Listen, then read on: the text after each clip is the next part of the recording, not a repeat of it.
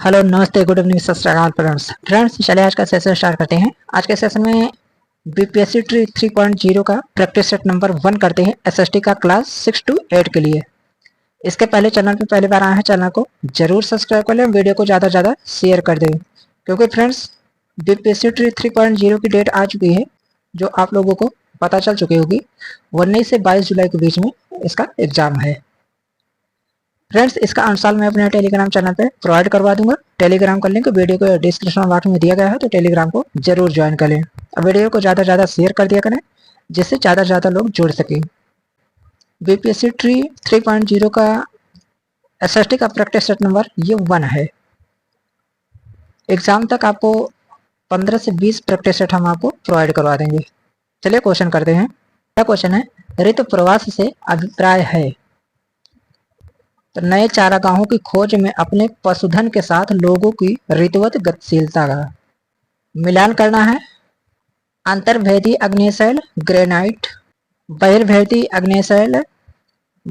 अग्नेयशैल basalt, अवसादी शैल बलुआ पत्थर और कायांतरित शैल चूना पत्थर।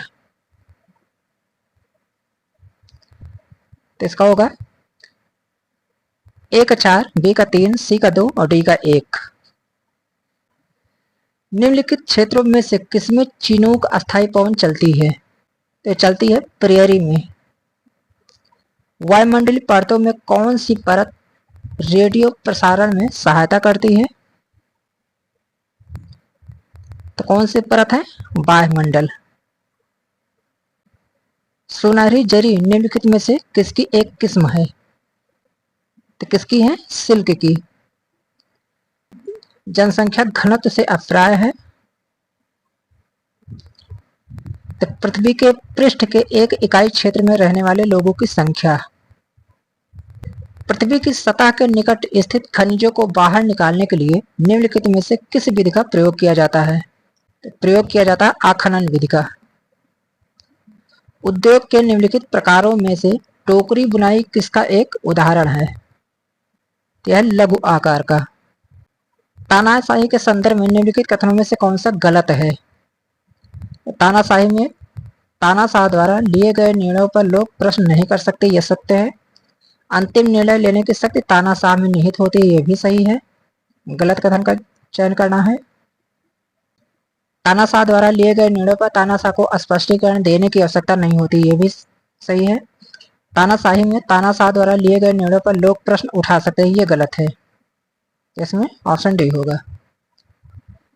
कृष्णराज सागर बांध निम्नलिखित नदियों में से किस नदी पर बनाया गया है? तो बनाया गया है कावेरी नदी पर। हिंदू उत्तराधिकारी संशोधन अधिनियम 2005 मृत पिता की संपत्ति में समान अधिकार प्रदान करता है। तो पत्नी पुत्र पुत्रों तथा पुत्री पुत्रियों को। भारतीय राष्ट्र राज्य का वर्णन करने के लिए विविधता में एकता मुहावरा इन राष्ट्रीय नेताओं में से किसने दिया? तो दिया है पंडित जवाहरलाल नेहरू ने। जनपद पंचायत के कार्यों के विषय में निम्नलिखित कथनों में 1 और 2 पर विचार कीजिए तथा सही उत्तर का चयन करना है। तो पहला है, जनपद पंचायत जिला स्तर पर विकास योजनाएं निर्धारित करती हैं, गलत है। जनपद पंचायत ग्राम पंचायतों के मध्य धन वितरण नियमित करने में जिला परिषद की सहायता करती है, ये भी गलत है। दोनों गलत है। सूचना का अधिकार अधिनियम पर निम्नलिखित 2 कथन दिए गए हैं, सही उत्तर का चयन करना है। पहला है, सूचना का अधिकार अधिनियम के माध्यम से कोई भी नागरिक केवल केंद्रीय सरकार के विभागों की कार्य प्रणाली के संदर्भ में सूचना प्राप्त कर सकता है, गलत है। सूचना का अधिकार अधिनियम के अंतर्गत सूचना प्राप्त करने के लिए नागरिक को किसी स्तर के किसी न्यायालय में याचिका दाखिल करनी पड़ती है, ये भी गलत है। दोनों गलत हैं। सुल्ताना का स्वप्न नामक कहानी की लेखिका इनमें से कौन थी? ते थे रुखैया सखावत हुसैन। गुलामगिरी नामक पुस्तक इनमें से किसने लिखी? तो लिखी है ज्योतिबा राव फुले ने। भारतीय न्याय व्यवस्था के संदर्भ में अपील की व्यवस्था का अर्थ है। तो किसी व्यक्ति को अगर ऐसा लगता है कि निचली अदालत द्वारा दिया गया फैसला सही नहीं है तो वह उससे ऊपर की अदालत में अपील कर सकता है। सरकार के कार्यपालिका का अंग से अभिप्राय है तो लोगों का समूह जो कानूनों को लागू करने और प्रशासन चलाने के लिए उत्तरदायी है। संविधान का अनुच्छेद 22 सुनिश्चित करता है तो अनुच्छेद 22 गिरफ्तारी के दौरान हिरासत में दुर्व्यवहार से बचने का अधिकार। लोकसभा में सत्ताधारी दल का मुखिया इनमें से कौन होता है? प्रधानमंत्री होता है। गणितज्ञ तथा खगोल शास्त्री आर्यभट्ट ने आर्यभट्टियम नामक पुस्तक निम्नलिखित भाषाओं में से किसने लिखी थी? तो लिखी थी संस्कृत ने। निम्नलिखित स्तूपों में से किस एक को उस स्थान के रूप में चिन्हित किया गया है जहां बुद्ध ने पहली बार उपदेश दिया था? सारनाथ। संगम कविताओं में किन 3 राजवंशों को मोमेनदार कहा गया है? तो कहा गया चोल, चेर, पांड्य को। रामपुरों में मिला उत्कृष्ट पालिश वाले पत्थर पर बना सांड जिसे अब राष्ट्रपति भवन में रखा गया है, इनमें से किसके शासनकाल में बनाया गया था? तो बनाया गया था मौर्य के शासनकाल में। विशिष्टाद्वैत के सिद्धांत को इनमें से किसने विचाराधीन प्रस्तुत किया? रामानुज ने। अभिलेखागार वह स्थान है जहां ऐतिहासिक पांडुलिपियों तथा दस्तावेजों को रखा जाता है।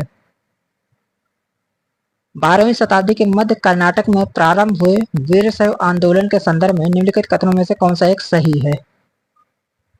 तो सही है, इसने जाति और नारी के प्रति व्यवहार के बारे में ब्राह्मणवादी विचारधारा के विरुद्ध तर्क दिया। सही कथन का चयन करना है। पहला है बदंगा विशेष गुलाम थे जिन्हें सैनिक सेवा के लिए खरीदा जाता था और उन्हें राज्य के बहुत से महत्वपूर्ण राजनीतिक पदों पर कार्य करने के लिए बड़ी सावधानी से प्रशिक्षित किया जाता था। ये गलत है। बदंगा पूरी तरह अपने मालिकों पर निर्भर होते थे, इसलिए सुल्तान उन पर विश्वास नहीं कर सकते थे और उन पर निर्भर हो सकते थे। ये गलत है। ये भी दोनों गलत है। इन नाविकों में से किसने भारत का समुद्री रास्ता पाने के लिए पश्चिम की ओर प्रस्थान कर अटलांटिक महासागर को पार किया? ये किया था क्रिस्टोफर कोलंबस ने। निम्नलिखित राजवंशों में से किसने अपने अभिलेखों में मलयालम भाषा एवं लिपि का प्रयोग प्रारंभ किया? तो चेर ने।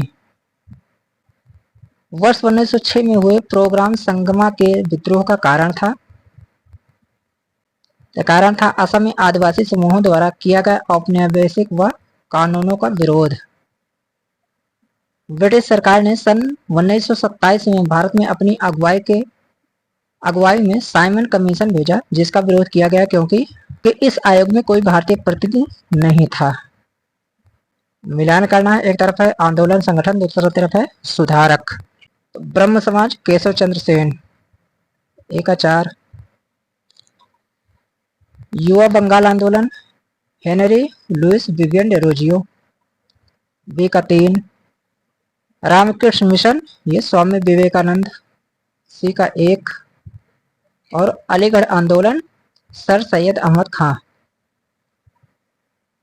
इसका होगा 1-4, B-3, C-1 और D-2। वयोवृद्ध गांधीवादी नेता पोटी सी रामलुलू निम्नलिखित राज्यों में से किसको बनाने के लिए वर्ष 1952 में भूख हड़ताल पर बैठे? तो आंध्र प्रदेश को बनाने के लिए। वहादत ए दीन अर्थात सभी धर्मों की बुनियादी एकता के हिमायती इनमें से कौन थे? ये थे मौलाना आजाद। भारत के लगभग मध्य भाग से होकर गुजरने वाला प्रमुख अक्षांश है ते है कर्क रेखा या कर्क वृत्त। निम्नलिखित में से कौन सी पृथ्वी दिन की परिभाषा है? यह पृथ्वी का अपने अक्ष पर एक चक्कर पूरा करने में लगा समय। मिलान करना है। एक तरफ है पौधों की प्रजातियां और दूसरी तरफ है वनस्पति के प्रकार। उष्णकटिबंध वर्षावन महोगनी। 1-3। उष्णकटिबंधीय पतझड़ वन साल। B-4। कटीली झाड़ियां बबूल। C-2 और D-1। इसका होगा ए का 3, बी का 4, सी का 2 और डी का 1।